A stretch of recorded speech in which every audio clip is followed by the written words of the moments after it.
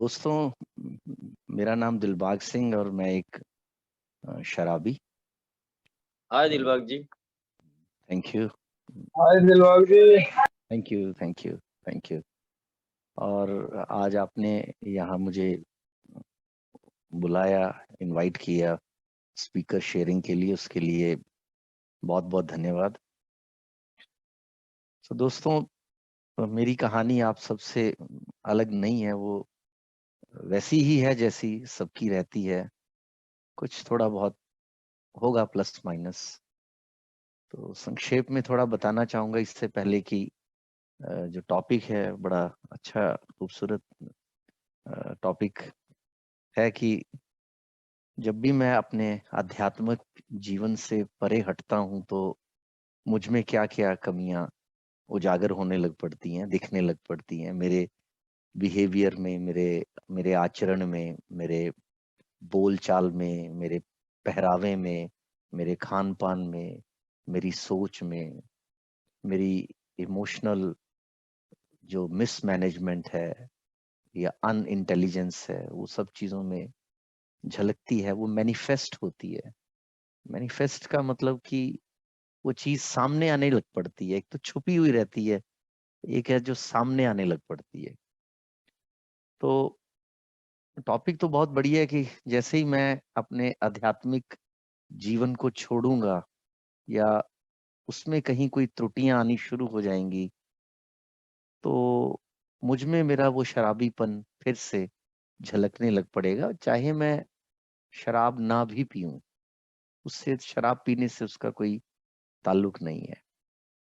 और अध्यात्म हम लोगों के लिए, मेरे लिए, एक अल्कोहलिक एनोनिमस के मेंबर के लिए अध्यात्म है ये 12 कदम जो हमारे जीवन में हमें जीना सिखाते हैं। मैं तो मानता हूं कि ये 12 कदम जीवन जीने का एक एक सलीका है। एक हमारे जैसे, मेरे जैसे एक मूर्ख और मूड मत इंसान जिसने, जो पागल ही रहा है ना, आज भी अगर मैं प्रोग्राम से बाहर निकलता हूँ तो वो पागलपन के दौर से गुजरना मेरे लिए बहुत स्वाभाविक है। और वो ज्यादा दूर नहीं है, बहुत नजदीक है मेरे।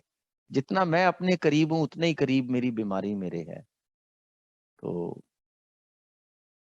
मेरा जीवन बड़ा रहा, अच्छा स्ट्रगल रहा काफी। तो पिता नहीं थे तो शुरू से ही माँ ने ही पाला, और बड़ी जूझ कर उसने जिंदगी में स्ट्रगल की ना। हर तरह की उसने नौकरी की, जहाँ आया का काम मिला वहाँ आया का काम किया, जहाँ बच्चों को संभालने का काम मिला वहाँ बच्चों को संभालने का काम किया। उसके बाद फिर अ, उसे दाई बनने का मौका मिला, उसमें स्किल उसने एक्वायर किया, और फिर उसने मुझे पढ़ाने की एक जिद पकड़ ली कि मुझे अपने इस बच्चे को पढ़ाना है। बड़ा संघर्षपूर्ण जीवन रहा मेरी माँ का। मैं तो वो बोलता रहूंगा उसे सेल्फ पिटी में, क्योंकि मेरे शराब पीने का पहला कारण भी वही था कि मेरा जीवन इतना संघर्षपूर्ण क्यों है। क्योंकि हर जगह वो गरीबी, वो मुफलिसी, वो अ, हर चीज की कमी। क्योंकि अ, कोई ग्रैंड पेरेंट्स, कोई दादा दादी, मतलब ऐसा कुछ मैंने जीवन में देखा नहीं है। आप लगा लीजिए कि एक 10 बाय 12 का कमरा, और खोली टाइप जिसको बोलते हैं हम, और बस वो दो चार जरूरतों की चीजें, एक केरोसिन का स्टोव और कुछ टीन के डब्बे जिसमें सामान रखा जाता है, और ये जो बाण का मंजा हुआ करता था पहले, वो ऐसा कोई मंजा। तो वैसे ही कुछ सिस्टम सा चला जिंदगी का कि संघर्षपूर्ण जीवन रहा। इस बीच मेरा शराबीपन शुरू हो गया, क्योंकि मैं नहीं जानता हूं कि वो कैसे आया, लेकिन वो मेरे सबकॉन्शियस माइंड में कहीं ना कहीं वो बनने लग पड़ा। एक खेल अंदर चलने लग पड़ा कि हर चीज को अब मैं एक अपने में एक हीन भावना, एक इन्फीरियरिटी कॉम्प्लेक्स और एक सेल्फ पिटी, खुद पे एक दया भाव, मैं बेचारा और जब मैं देखता था तो भरपूर परिवार रहते थे, क्योंकि अपने मोहल्ले में उस वक्त जॉइंट फैमिली सिस्टम ज्यादा रहता था। मैं 52 रनिंग हूं, तो आप समझ सकते हैं 70 का जन्म है, तो 70 का जो दशक रहा पूरा, 70 और 80, तो बड़ा वो एक रिच इंडियन कल्चर उसमें रिफ्लेक्ट करता है। तो मेरी माँ ने बहुत इज्जत वाली जिंदगी जी है। मतलब आज भी वो जिस मोहल्ले में हम रहते थे वहां जाते हैं तो वो लक्ष्मी आंटी और दाई माँ के नाम से मेरी माँ को जाना जाता है ना। अब भी कोई ना कोई उछल के आ जाता है उसके पैर पकड़ने की, आप मुझे जानते हो, आपने मुझे आज से इतने साल पहले, मैं 7 महीने का था और मैं बचना नहीं था, और क्योंकि वो सतमाए बच्चे होते थे उस वक्त, 7 महीने के, 8 महीने के, कोई 1.5 किलो का, कोई 2 किलो का, तो इन्फेंट मोर्टेलिटी रेट काफी ज्यादा था। तो दाई का काम होता था बच्चे को संभालना, जच्चा को संभालना, और उनके वो 40-50 दिन निकालने। उस वक्त कारें नहीं होती थी, कुछ नहीं था, लेकिन फिर भी उसके बावजूद परमात्मा की इतनी बड़ी मेरे पे अनुकंपा थी कि मैं चंडीगढ़ जैसे शहर में बड़ा हुआ। काफी अरसा मोहाली में रहे, जो चंडीगढ़ के साथ एक ट्राई सिटी के नाम से जाना जाता है, चंडीगढ़, मोहाली और पंचकुला। तो मेरी वो झूठ बोलने की आदत शुरू हो गई, और फिर स्कूल से भागकर फिल्में देखने का दौर शुरू हो गया, और मेरे में वो सभी कैरेक्टर डिफेक्ट्स या वो सिम्टम्स ऑफ अल्कोहलिज्म वो काफी पहले से शुरू हो गए। तो चोरी करनी, झूठ बोलना, पैसे चुरा लेने, अपनी कॉपी किताब बेच देनी, और फिल्में देखने का शौक। मतलब एडिक्शन की जो पहली शुरुआत मेरे साथ हुई वो फिल्में देखना, क्योंकि खुद को भूलना चाहता था मैं। खुद से कोई खास प्रेम था नहीं, ना जिंदगी से प्रेम था, कुछ ऐसा था ही नहीं आसपास जिससे कि मैं रिलेट कर सकूं। माँ थी वो, ठीक है, मिक्स एंड मैच था उसका। डिप्रेशन में ही रही है अभी, अब उसको डिमेंशिया भी है, अल्जाइमर है, और मूड स्विंग्स हैं, डिप्रेशन है। पर अल्कोहलिक एनोनिमस की बदौलत, आप भाइयों की बदौलत में आज एक संपूर्ण, मतलब एक मैनशिप महसूस करता हूँ अपने आप में, कि मैं आदमी हूँ यार, है ना। अपनी माँ को, उसकी देखभाल, उसके डॉक्टर, उसकी तीमारदारी, उसकी मतलब अच्छा लगता है। और मुझे लगता है कि मैं 40 साल तक एक अनाथ और एक असहाय और बेचारा, क्योंकि कुछ थे अनुभव भी कुछ ऐसे ही थे कि कभी मामा चाचा, क्योंकि ये सब चीजें स्ट्रेंथ तो देती है ना, एक सिक्योरिटी तो देती हैं। देखिए, एक बच्चा एक माँ के साथ अकेला पल रहा है और एक पूरे भरपूर परिवार में पल रहा है, उसमें फर्क है। आज आज मेरा प्रोफेशन भी साइकोथेरेपिस्ट हूँ मैं, तो साइकोलॉजी से जुड़ा हूँ, तो देखता हूँ मेरे पास लोग आते हैं, तो देख पाता हूँ मैं चीजों को कि वाकई कुछ चीजों की कमियां काफी उम्र तक खलती हैं। लेकिन लकी हूं मैं कि मुझे अल्कोहलिक एनोनिमस का साथ मिला, और शराब फिर आ गई 21-22 साल की उम्र में। फिर उसका दौर चला, भयंकर दौर चला, उसमें बिंज ड्रिंकिंग भी चली, उसमें लव मैरिज भी हुई, उसमें सेपरेशंस भी हुई, उसमें डिवोर्स भी हुए, उसमें अब वर्बल अब्यूज भी हुआ, नॉन वर्बल अब्यूज भी हुआ, फिजिकल अब्यूज भी किया। हर वो दौर से गुजरा जिसमें फिल्थ और गंदगी और शर्मिंदगी और एम्बेरसमेंट और अपने पे एक माँ को और हर किसी को तंग किया, बहुत तंग क्या किया, मतलब बता दीजिए कि नरकीय जिंदगी का उनको मैंने अनुभव दिया।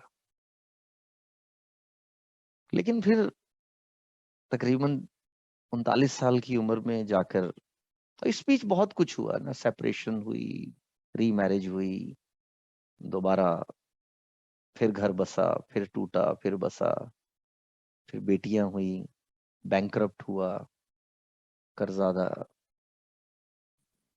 नौबत यहाँ तक की आई कि, लेकिन उससे पहले हाँ, माँ ने एक बहुत अच्छी चीज कर दी थी कि मुझे पढ़ाई करवा दी उसने ना। जैसे भी स्कूल में पढ़ा पाई, उसका एम था कि मैं इसको पढ़ाऊंगी, और पढ़ाया उसने ना। पंजाब यूनिवर्सिटी के इकोनॉमिक्स डिपार्टमेंट जनरल कैटेगरी में उसने मुझे पहुंचा दिया। Punjab university department of economics, doctor Manmohan Singh हमारे prime minister, doctor Chadha from planning commission, Montek Singh Walia, and I mean बड़े बड़े दिग्गज लोग इस यूनिवर्सिटी से पास आउट हुए हैं। उन यूनिवर्सिटी के कमरों में मैं गया, और महज 20-21 साल की मेरी उम्र थी। माँ अनपढ़ थी, तो अनपढ़ तो मतलब उसका कहना मुझे बनता नहीं है, कहने का मतलब स्कूल नहीं गई, अदरवाइज इंटेलिजेंस उसमें पूरी थी। और फिर अल्कोहलिक एनोनिमस की एंट्री हुई, क्योंकि कट शॉर्ट करूंगा, आज के टॉपिक पे आना चाहूंगा।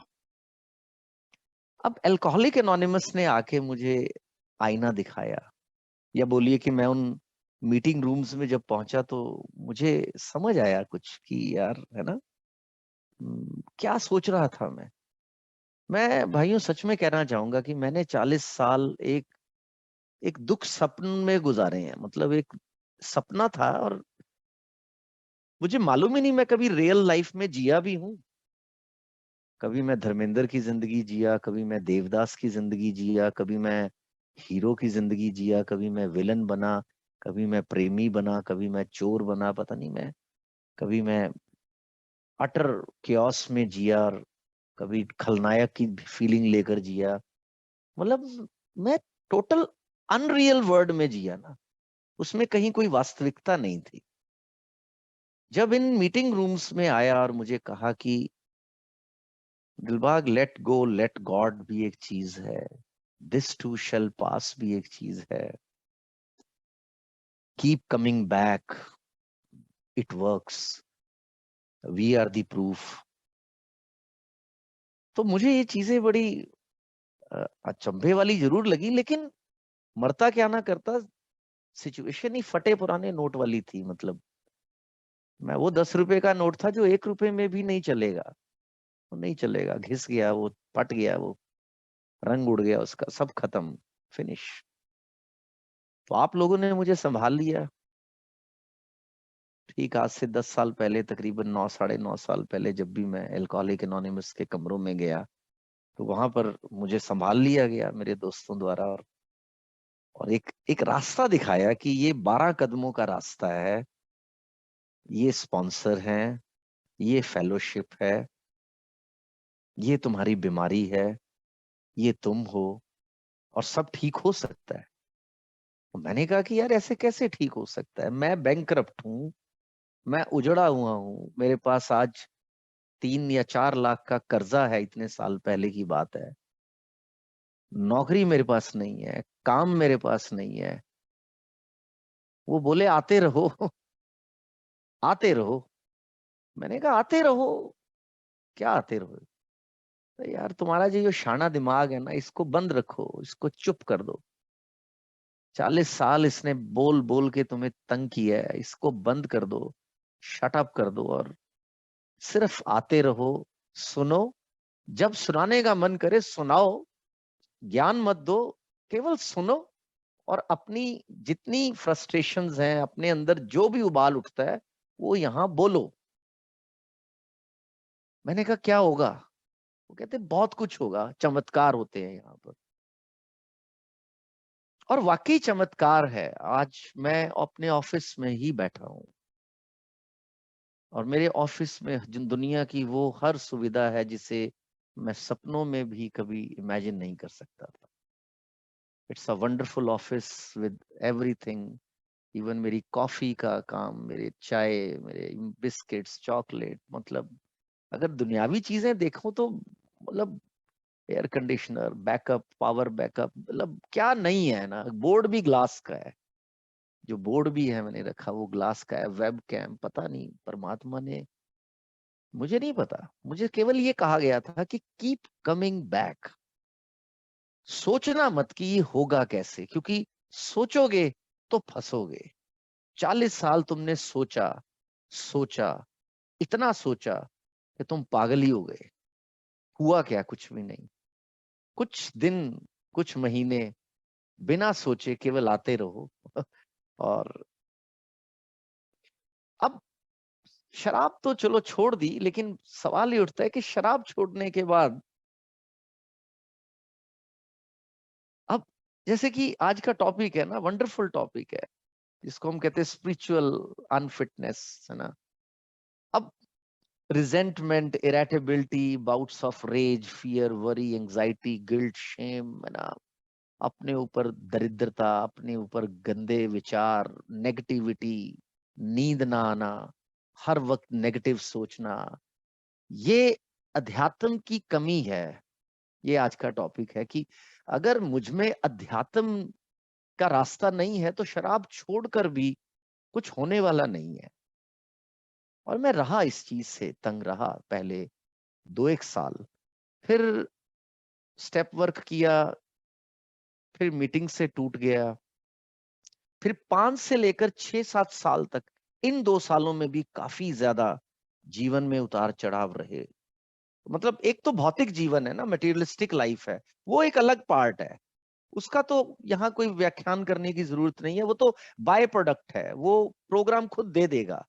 अगर ईमानदारी से मैं काम करता हूँ, ईमानदारी और सच्चाई से मैं चलता हूँ, है ना, अपने प्रोग्राम के 12 कदमों को लेके चलता हूँ, अपनी ईश्वरीय शक्ति पर भरोसा करता हूँ, फियर छोड़कर फेथ को लेकर चलता हूँ, अमेंड्स करता हूँ, और 12 के 12 कदम अगर मैं रोजमर्रा की जिंदगी में अप्लाई करता हूँ, एक तो 12 कदम सीखने हैं स्पॉन्सर के साथ, और फिर उन 12 कदमों के अनुसार जीवन को चलाना है, रोज अमेंड्स करने हैं, रोज प्रेयर करनी है, 12वें कदम पे काम करना है।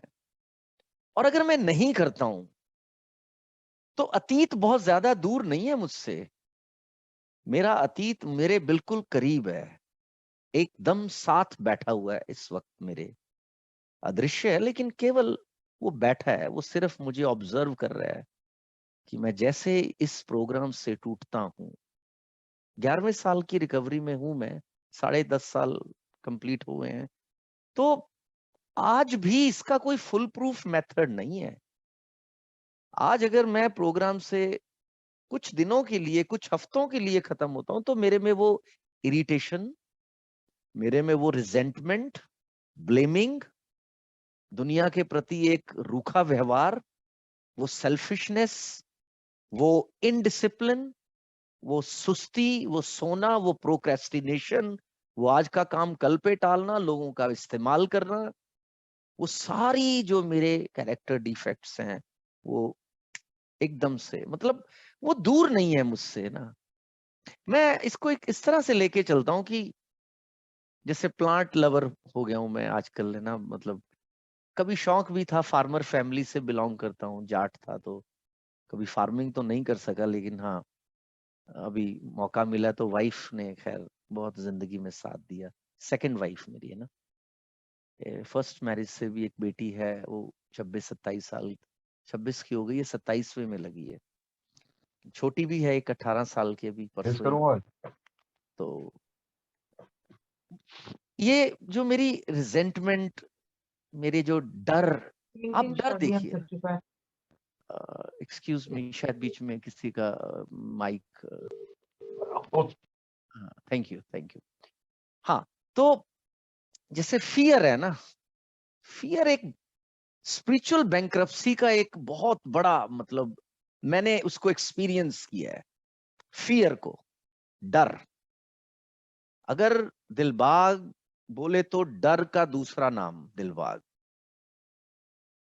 इनसिक्योरिटी, बेचैनी, घबराहट, कुछ हो जाएगा, कुछ हो जाएगा, एक अनजाना भय, है ना, हर वक्त, हर वक्त। सिंपली मेरा आध्यात्मिक, है ना, दिवालिया है, एंजाइटी है, डर है, गुस्सा है, रेज है, एंगर है, नेगेटिविटी है। ये सब चीजें, अगर मैं 12 कदमों से टूटा हुआ हूं तो बहुत स्वाभाविक है कि ये चीजें मेरी बीमारी हैं। अब जैसे दो तरह के डॉग रहते हैं ना, एक लेब्राडोर है और एक पिटबुल है। पिटबुल बड़ा खतरनाक कुत्ता है, वो अपने मालिक को भी काट लेता है अगर वो गुस्से में आ जाए तो। अ, कई जगह पर तो वो रखना बैन है, फॉरेन कंट्रीज में। हमारे यहाँ तो चलो कोई खास व्यवस्था नहीं है, लेकिन फॉरेन कंट्री में आप उसको हर जगह नहीं रख सकते उस कुत्ते को। उसको रखने की जगह है, अभी फार्म हाउस में, शहर से दूर आपको, तभी आपको वो लाइसेंस लेना पड़ता है वो कुत्ता पालने के लिए। और एक लेब्राडोर है जो ब्लाइंड को भी हेल्प करता है, बॉम्ब स्क्वाड में भी होता है, और पूरे ब्लाइंड को सारे शहर में घुमाकर वो ब्लाइंड को घर पे छोड़ देता है। इतना समझदार कुत्ता है। मेरे भीतर वो दोनों ही है, वो दोनों ही है। एक अच्छा, लॉयल, सही, डिसिप्लिन्ड, ना खुद को काटता है, ना मालिक को काटता है, ना किसी को काटता है। अगर उसे मैं एक अपनी खुराक देता रहूंगा, अपनी मीटिंग्स में जाता रहूंगा, अपने 12 कदमों को फॉलो करता रहूंगा, अपनी कमजोरियों पर काम करता रहूंगा, अमेंड्स करता रहूंगा रेगुलर, रिटर्न इन्वेंटरी बनाऊंगा, 12वें कदम पर निरंतर काम करूंगा, पीआईए सर्विसेज, मीटिंग होस्टिंग, किसी भी तरह की कोई ना कोई चीज मैं अगर करता रहूंगा, तो मेरी जो बीमारी है वो अंडर अरेस्ट रहेगी। और मेरा लेब्राडोर जो है वो पूरा फलेगा फूलेगा और बड़े प्यार से मेरे साथ रहेगा और मुझे भी रहने देगा। और अगर मैं पिटबुल को खुराक देता हूँ, अपने अपनी ये सभी चीजें छोड़कर मैं अपने भरोसे पे जीना लग पड़ता हूँ, अपने शाने दिमाग के साथ चलने लग पड़ता हूँ, कि हॉबी ज्वाइन कर ली, कभी कोई प्रवचन सुन लिए किसी के जाकर, है ना, योगा कर लिया और सोच लिया कि बस अब मैं तो बहुत बड़ा 30 मार्क का बन गया हूँ। 15 से 20 दिन से ज्यादा का वक्त नहीं लगता है, ज्यादा से ज्यादा 15-20 दिन, महीना, जो मेरे पर्सनल अनुभव है। दोबारा से वो घबराहट, वो एंजाइटी, वो गुस्सों का गुस्सा, वो इरिटेशन, वो इरेटेबिलिटी, है ना, रिड है ना हमारी, we need to get rid of our rid, restlessness, irritability and dissatisfaction. अचानक मुझे लगेगा मेरी कार यार बड़ी पुरानी हो गई है, कैसे करूं, दूसरी कार कैसे लूं, यार ये मेरी बीवी है, ये भी पुरानी हो गई है ना, क्या यार, है ना, ये ना सुंदर है ना, पता नहीं, हालांकि होगी वो, लेकिन मुझे दूसरों की बीवियां ज्यादा सुंदर दिखनी शुरू हो जाएंगी। इस शराबी का के अंदर जो वो बैठा है ना, पिटबुल, उसकी मुंह पर खून लगाने वाली बात है। जैसे ही मैं अपने अध्यात्म के रास्ते को छोड़ता हूँ, तो उस जानवर को मैं, जानवर तो दोनों ही है, मैन इज एन एनिमल, है ना। अब वो एक ही फर्क है कि फ्रंटल कॉर्टेक्स है और कॉन्शियस ब्रेन मिला है मुझे, एक चेतन मन मिला है मुझे। उस चेतन मन के सहारे मैं इस जीवन में, मतलब किसी भी ऊंचाई को छू सकता हूँ, क्योंकि परमात्मा से जुड़कर उस लेवल को पार प्राप्त करना आसान है और कर किया भी जा सकता है। लेकिन अगर मैं इस प्रोग्राम से टूटता हूँ, अपने 12 कदमों से मैं टूटता हूँ, इससे बाहर निकलता हूँ, तो एक बड़ी समस्या मेरे जीवन में आती है। मतलब मुझे याद है कि चौथे साल की रिकवरी में जब मैं आया था, तो मैंने मीटिंग्स छोड़ दी थी और फिर मैं डिप्रेशन में गया था, सीवियर डिप्रेशन हुआ था मुझे। और इतना हुआ कि फिर मुझे डॉक्टर के पास भी जाना पड़ा। फिर उसने कुछ उस वक्त दवाइयां तो नहीं दी, कुछ दिन, 5-10-15 दिन में शायद दवाइयों पे रहा। उसने मुझे कहा कि go and seek some counsellings. मैंने जाके कुछ काउंसलिंग ली, वहां से कुछ मदद मिली मुझे। लेकिन फिर मुझे समझ आया कि मैं कुछ मिस कर रहा हूँ, क्योंकि शराबी हूं ना, कि 10 मिनट में वो फुकरा बन जाता है, वो चौड़ा हो जाता है, पाडा हो जाता है वो मतलब हीरोपन आ जाता है उसमें, कहता है यार क्या बात है, मैं तो बस, साला पता नहीं मेरे जैसा कोई है नहीं। और पता नहीं कि इतना कमजोर इंसान हूं मैं कि उस परमात्मा के सहारे के बिना मेरे लिए सीधा चल पाना मुश्किल है। फॉल्स ईगो में जीना एक अलग बात है। तो मैंने फिर मीटिंग्स से दोबारा जुड़ा, और मेरा ख्याल है कुछ एक हफ्तों बाद मेरे में एक फिर वो बदलाव शुरू हो गया, क्योंकि मीटिंग्स का मतलब है शेयरिंग, शेयरिंग का मतलब है केयरिंग, और केयरिंग के बाद मैं अपने आप में देखता हूँ अपने उस मवाद को रोज निकालता हूँ और फिर अपने स्टेप वर्क में एंट्री लेता हूँ। और पहला कदम कि मैं शक्तिहीन हूँ, ना केवल इस बीमारी के प्रति बल्कि हर चीज के प्रति मैं शक्तिहीन हूँ। मेरे में अगर ताकत होती तो मैं शराबी ही क्यों बनता, इतने साल मेरे क्यों जाया होते। मैं पहले ही बहुत कुछ कर बैठता, फिर तो निकल लेता कहीं पे भी। तो वो शक्तिहीन और फिर मुझसे बड़ी ऊंची एक उच्च शक्ति है, और फिर मेरी उच्च शक्ति ही मुझे संभाल सकती है। And I surrender, late go, let God. And उसके बाद अपने इन्वेंट्री बनानी है ना रोज। एक बार इन्वेंट्री बना दी, उससे क्या फर्क पड़ता है।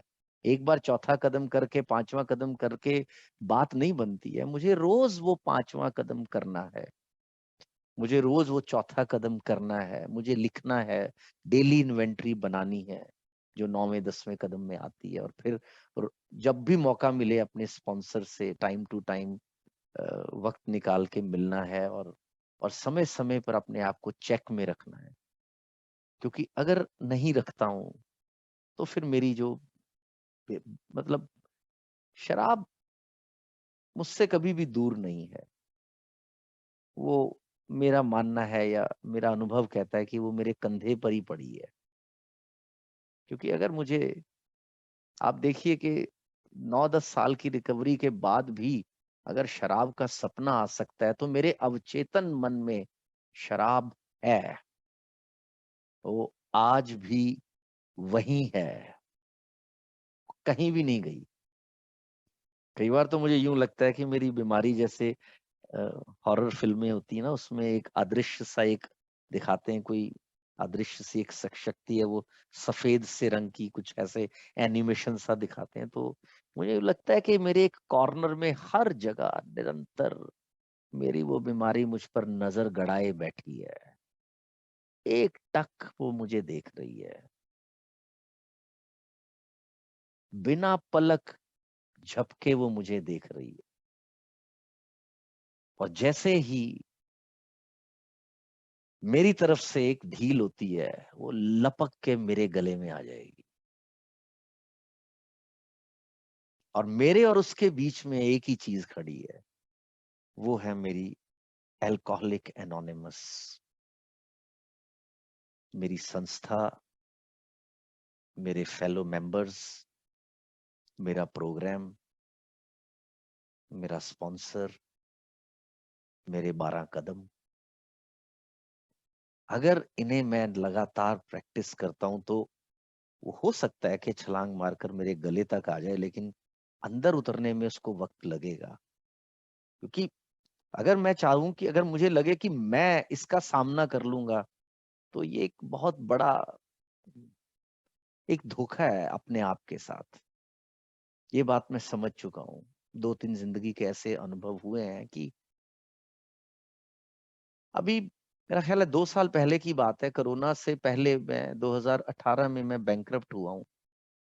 कंपनी बंद हो गई मेरी, और सीए की वजह से हुआ बहुत बड़ा फियास्को था, बिग। अच्छा काम चल गया था मेरा, जो भी मेरा व्यवसाय है वो बहुत ही अच्छा, क्योंकि ईमानदारी से काम कर रहा हूँ। और ये 12 कदम ना होते तो मतलब नहीं था। मतलब मैं डिसिप्लिन में आ जाऊं, मैं सुबह उठ जाऊं, मैं अपना काम कर लूं। अगर मैं 5 रुपए किसी से लूं और उसको मैं 5 रुपए का काम करके दे दूं, ऐसा कोई सीन नहीं था बॉस। ये 12 कदम थे कि मेरा काम चला। ये 12 कदम थे कि मेरी मैरिड लाइफ चली। ये 12 कदम थे कि मेरी बेटी मेरे साथ रही। ये 12 कदम थे कि समाज ने मुझे अपनाया और मुझे काम मिला और मिल रहा है। ये 12 कदम के बिना मैं एक कदम भी नहीं चल सकता हूं। इतना मैंने सीखा है, इतना मुझे समझ आ गया। और तकरीबन उस वक्त बहुत सारी समस्याएं मेरे सामने थी। एक, मेरी माँ की बीमारी। दूसरी, मेरे घर के कुछ कॉन्फ्लिक्ट्स चल रहे थे, क्योंकि बेटी है बड़ी और वो उसका मेरे साथ ताल्लुक है, और फिर कुछ है, घर के कुछ चीजें हैं। तो कंपनी बंद हो गई मेरी, और तकरीबन मुझे, जो मैंने रिकवरी में तकरीबन कुछ लाख, 15-16 लाख रुपया कमाया था, तो मुझे 17 लाख की पेनल्टी पड़ गई। आरओसी नहीं भरी सीए ने, रिटर्न ऑफ कंपनी कहते हैं उसको, और मेरा जब्त हो गया सब कुछ, अकाउंट फ्रीज हो गया। उससे अगले 2 4 5 महीने इतने जबरदस्त दौर से गुजरा। मैं गलती एक कर गया कि मैंने मीटिंग्स अटेंड नहीं की, और ये महज 3 साल पुरानी बात है। और एक दिन घर में झगड़ा वगड़ा हो गया, और इतना झगड़ा हुआ कि मैंने रैक उठाकर फेंक दिया, मतलब जैसे पहले करता था मैं। और वो रैक उठाकर फेंका, वो टूट के इधर बिखर के और उधर बिखर के। और मैंने गाड़ी उठाई, मैंने कहा यार आज साला इन सबको सबक सिखाना है मैंने। मुझे नहीं मालूम वो बीमारी है। मुझे लग रहा है मेरे सरकमस्टांसेस मुझे तंग कर रहे हैं, जबकि मुझे सिखाया गया था कि सरकमस्टांसेस का तुम्हारे जीवन, तुम्हारे शराबीपन से कोई लेना देना नहीं है। जो सरकमस्टांस है वो बाहर चल रहे हैं, तुम्हारे भीतर जो है वहां कहीं तूफान नहीं होना चाहिए। अगर वो सेटल्ड है तो जिंदगी में कोई समस्या नहीं है। लेकिन मैं वो भूल गया, मैं अपने कार्य में व्यस्त हो गया, पैसा कमाने में व्यस्त हो गया, लेकिन ये भूल गया कि मैं शराबी हूँ। मैं जितना बड़ा बड़ा बिजनेसमैन बन जाऊं, बना रहूंगा, कोई दिक्कत नहीं है, काम मिलता रहेगा। लेकिन उसके साथ साथ मुझे अपने अध्यात्म का जो ट्रैक है, जो उसको फॉलो करना है। वो जो मेरे सीनियर्स मुझे बताते हैं, या हम सीनियर नहीं कहते इसको, ओल्ड टाइमर्स बोल देते हैं। तो जो ओल्ड टाइमर्स बताते हैं, तुम्हारे जो दोस्त, तुम्हारे भाई, जो तुम्हारी किताब, तुम्हारी जो बिग बुक, तुम्हारा लिविंग सोबर जो बता रहा है, या बिल बॉब और एज बिल सेज और सीज, वो जो, मतलब उसके बिना तुम क्या हो? आज कुछ भी नहीं हो। दुनिया की सब कुछ तुम्हें मिल जाए तब भी खत्म है। और मैं घर से निकला, कार उठाई, मैंने कहा यार आज एक क्वार्टर लेके आना है और वाइफ के सामने टेबल पे रख के उससे बात करनी है। आप देखिए, 8.5 9 साल की रिकवरी मेरी। कंपनी बंद होने के तकरीबन 7 8 महीने बाद ये, मैं अभी 9वां बर्थडे मनाना था, और मैं जा रहा हूँ, प्लानिंग कर ली भी, आज क्वार्टर लेके।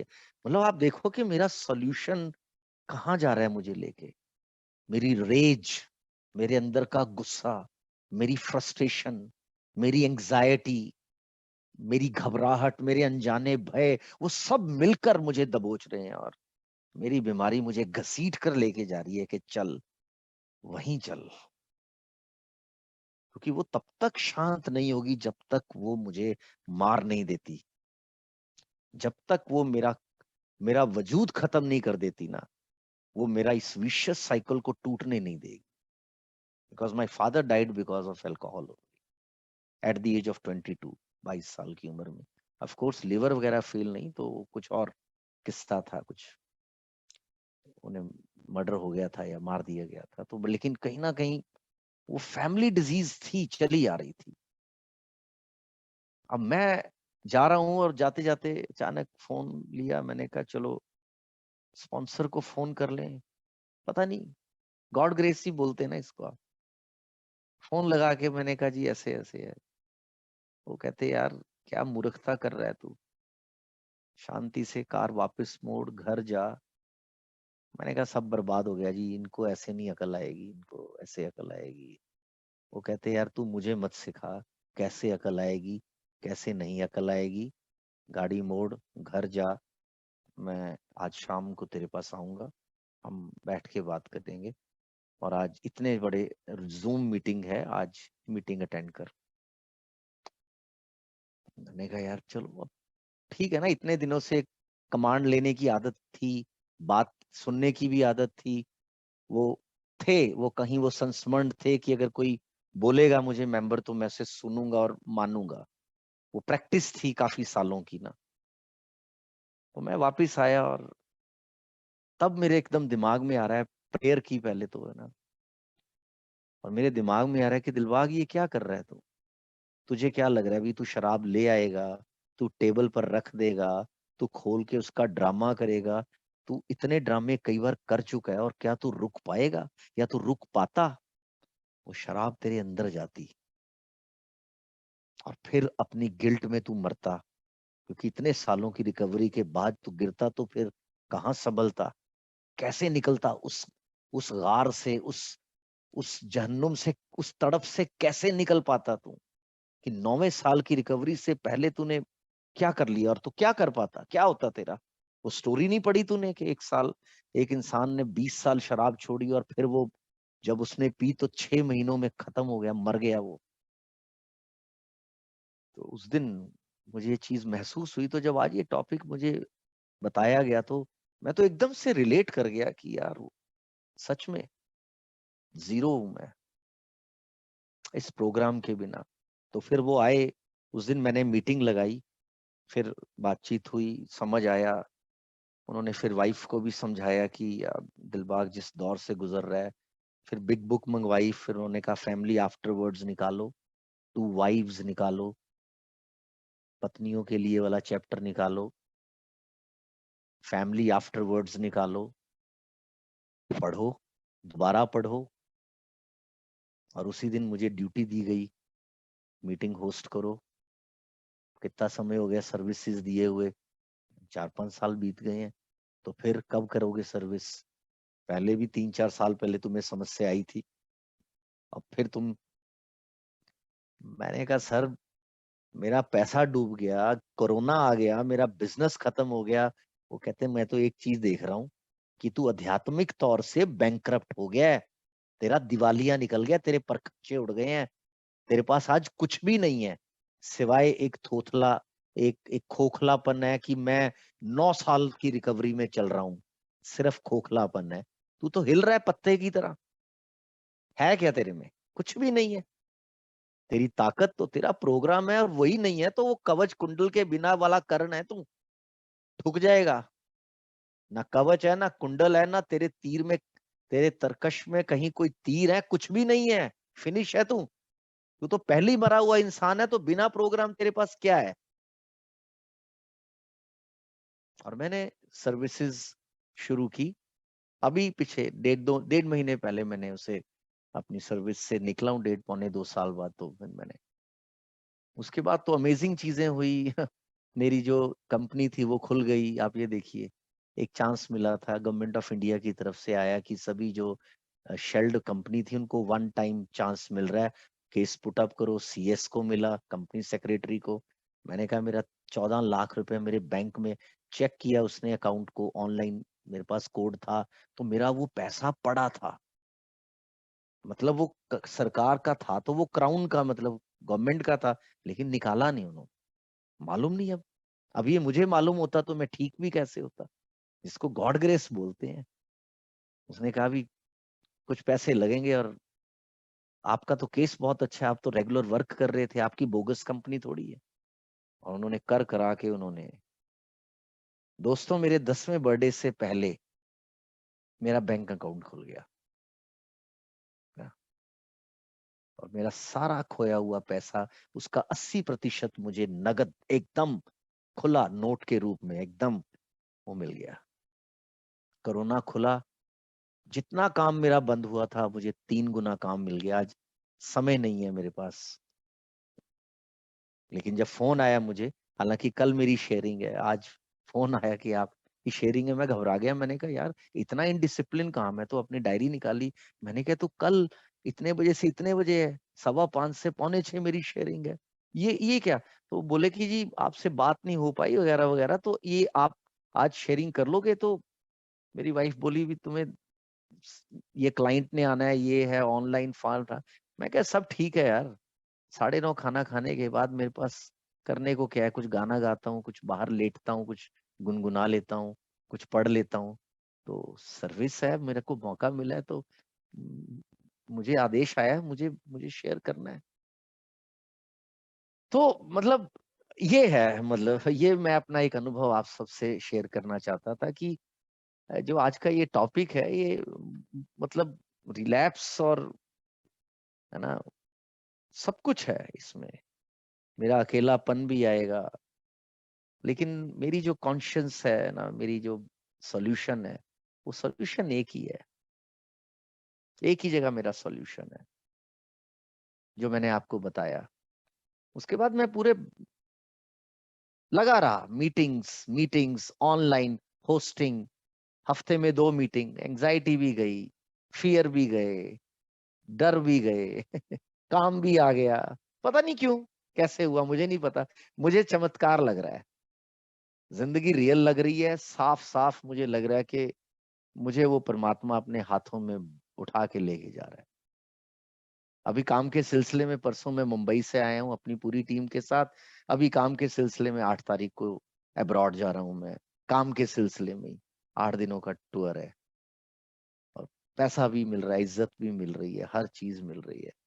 लेकिन एक चीज है जो जो केवल मेरे एफर्ट से मुझे मिल सकती है, वो है मेरा अल्कोहलिक एनोनिमस का साथ।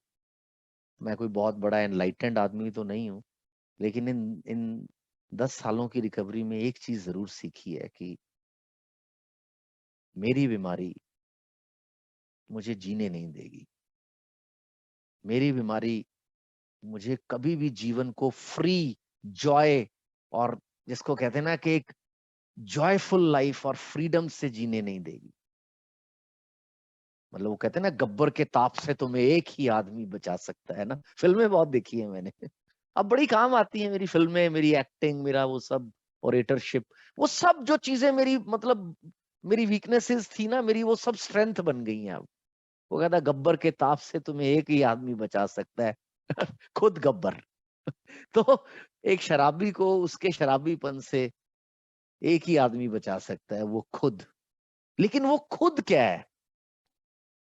वो खुद वो उस परमात्मा की ही एक ना, उसी का एक अंश है। अगर वो चीज उसमें आ जाएगी तो बच सकता है। और वो रास्ता दिखाने वाली हमारी ये संस्था अल्कोहलिक एनोनिमस, आप जैसे मेरे मित्र, ये 12 कदमों का प्रोग्राम। बीमारी तो लगा लो कि दुनिया की हर वो नेगेटिव चीज, डिक्शनरी उठा ले, उसमें जहां भी जो नेगेटिव शब्द आता है वो मेरे लिए बना है। लेकिन उन सबका सामना मुझे जो करके देती है वो ये मेरी अल्कोहलिक एनोनिमस, मेरे ये साथी जो रात के 11 बजे तक जुड़े हुए हैं। और कोई मुझे जानता नहीं था, किसी से मेरी कोई रिश्तेदारी नहीं थी, किसी ने मुझसे कोई पैसा नहीं लिया, किसी ने मुझसे कोई बदले में कुछ नहीं मांगा। केवल बदले में मेरे स्पॉन्सर ने ये जरूर मांगा था कि अब तू ठीक हो रहा है तो अब तुझे दूसरों को ठीक करने में मदद करनी है, 12वें कदम पे काम करना है और करते रहना है निरंतर। तो आज भी इन पिछले 2 सालों में मैं 12वें कदम पे काम कर रहा हूँ कि 2 3 3 4 4 रहते हैं ना, वो 12वां कदम चल रहा है। वो मुझे कहीं ना कहीं आईना दिखाता रहता है और मुझे सहज जीने के लिए प्रेरित करता है। क्योंकि शराबी है ना, वो उड़ान भी बहुत भरता है। बस जैसी उड़ान हुई, ले बन्नी समझ ले कि हम बन्नी ले मम पिया अरे इसको वीडियो कॉल करवा दो इसकी मम्मा से फोन हाँ, कर। हाँ, हाँ। तो अध्यात्म का जो जीवन है वही वही मुझे बचा सकता है। बाकी तो कुछ भी नहीं है। 10 करोड़ भी मेरे पास होगा तब भी मरूंगा मैं। लेकिन एक ही ख्वाहिश है बस, कि मौत आए तो जब बस सोब्राइटी में आए और जीवन के हर भय को मैं परमात्मा की मदद से, भाइयों की मदद से, इस प्रोग्राम की मदद से उसकी आंखों में आंखें डालकर देखना चाहता हूँ। क्योंकि अब तक यहाँ आने से पहले मैं उन भयों में ही जी रहा था, क्योंकि मेरे में हिम्मत नहीं थी उसमें आंख में आंख डाल के देखने की कि डर है क्या। उससे बचने के लिए मैं अपने आप को शराब की बोतल में उतार रहा था। लेकिन आप लोगों ने और इस प्रोग्राम ने मुझे वो प्लेटफॉर्म दिया जहां पर मैं, दिलबाग, एक कमजोर इंसान, कुछ भी ना कर सकने वाला, उसके साथ चमत्कार हुआ और आज एक अच्छा जीवन व्यतीत करने का मौका मिल रहा है। लेकिन तब तक ही जब तक मैं इस प्रोग्राम के साथ जुड़ा रहूंगा। धन्यवाद। अगर कोई चीज मेरी आपको बुरी लग गई हो सकता है कुछ ऐसा बोल दिया हो मैंने, उसके लिए क्षमा चाहता हूँ। Thank you.